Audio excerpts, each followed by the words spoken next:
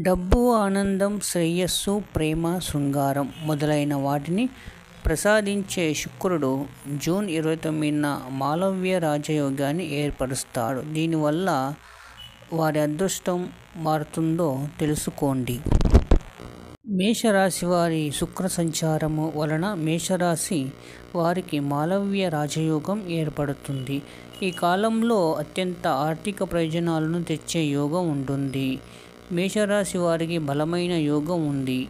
కోల్పోయిన డబ్బును తిరిగి పొందడానికి సహాయపడుతుంది. సమయంలో గొప్ప ఆనందాన్ని పొందుతారు.